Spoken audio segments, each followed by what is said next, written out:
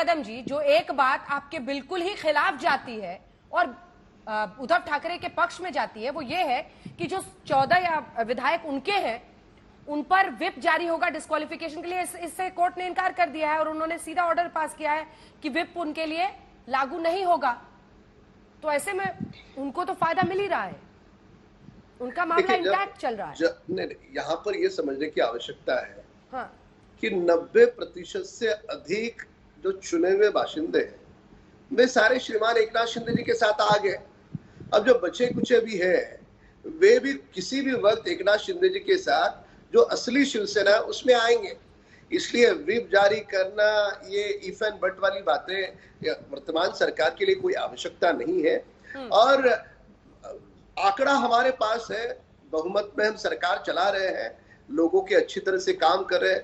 पुराना मुख्यमंत्री घर के बाहर नहीं निकलता था, लोगों से नहीं मिलता था। अब के मुख्यमंत्री उप मुख्यमंत्री दोनों 18-18, 20-20 घंटे काम कर रहे हैं। ये फर्क बिल्कुल साफ है।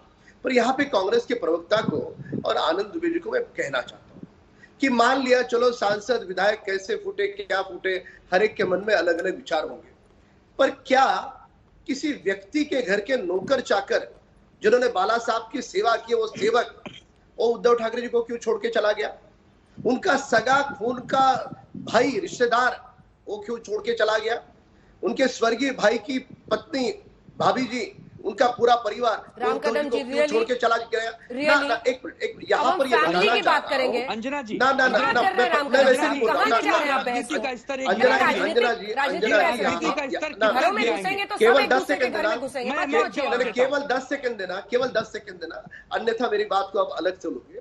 मेरा बोलने का मतलब यह है, जब नौकर चाकर से लेके रिश्तेदारों से लेके विधायक सांसद मंत्री सारे लोग छोड़ चले जाते हैं, उसके बाद तो चिंतन की आवश्यकता है। इस बात को स्वीकार करो। हमेशा भाजपा ऐसे आप ठीक है, दुबे जी इसका जवाब दीजिएगा। साहिल से मुझे एक कमेंट जल्दी से लेना है। साहिल, ये जो व्हिप जारी नहीं होगा डिस्क्वालिफिकेशन का उनके विधायकों के, उद्धव ठाकरे गुट के लिए, जिसका आप पहले भी जिक्र करते, एक बार फिर से हमारे दर्शकों को 2-3 लाइन में जरा समझा दीजिए। बजट पर इसका क्या असर होगा? जो वित्त विधेयक आएगा उस पर क्या फॉल आउट हो सकता है?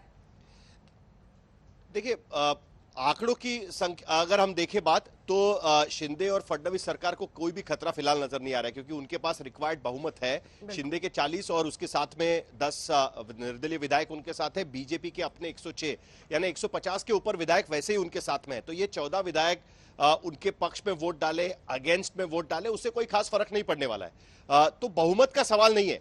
लेकिन आदित्य ठाकरे से लेकर जो बाकी विधायक जो उद्धव ठाकरे के गुट में है, उनको व्हिप जारी करके उनकी दिक्कतें बढ़ सकती थी, वो शायद कुछ समय के लिए टल गई है। हालांकि 2 हफ्ते के बाद जब बहस होगी, उसमें अगर सुप्रीम कोर्ट ने कहा कि नहीं माना जो भी होगा उस पर आगे चीजें निर्भर होगी। लेकिन कुल मिलाकर कम से कम बजट सेशन में आदित्य ठाकरे और बाकी जो उद्धव ठाकरे गुट के विधायक है उन पर यह दबाव नहीं होगा कि वो किसी पक्ष पे वोट डाले, क्योंकि तब तक उनके खिलाफ व्हिप नहीं होगा। हालांकि बाकी कोई बनी बिल हो या बाकी सारी चीजें हो, उस पर कोई असर पड़ेगा ये कोई स्थिति नहीं है, क्योंकि संख्या पूरी तरीके से शिंदे और फडणवीस उनके पक्ष में है। ठीक है, जल्दी से अब आपका कमेंट ले लेते हैं इस पर। आनंद दुबे जी, राम कदम जी का तर्क कितना हास्यास्पद है। अरे भाई, हमारे भारत में हमने देखा है लोकतंत्र में चाचा भतीजे के सामने चुनाव लड़ते हैं, भाई भाई का नहीं जमता है। अब बताइए, कह रहे हैं कि उनको लोग के, उनके परिवार के लोग उनके नौकर चाकर छोड़ के जा रहे हैं। अरे ऐसे तो लाखों उदाहरण है। अब चूंकि मैं उस लेवल पे जाके उदाहरण नहीं देना चाहता हूं, नहीं तो ऐसे सैकड़ों उदाहरण में भारतीय जनता पार्टी के नेताओं के घर में क्या हो रहा है ना, उसका भी दे सकता हूं। लेकिन आज का ये मुद्दा नहीं है, आज का ये मुद्दा नहीं है। लेकिन इनसे कहिए कि तर्क दें, तो कम से कम उचित हो तर्क। प्लीज टॉपिक पे रहिए, प्लीज। मैं इसकी इजाजत नहीं दूंगी। प्लीज बहस का स्तर मत गिराइए। आप दोनों से मेरा रिक्वेस्ट है, वापस टॉपिक पे रहिए। और मिस्टर दुबे, आपसे मेरा यही प्रश्न है कि देखिए, अब तो ये आर पार की लड़ाई है आपके लिए। अब तो आर पार की लड़ाई है। चुनाव आयोग ने पूरी तरह से शिंदे साहब को सौंप दिया है।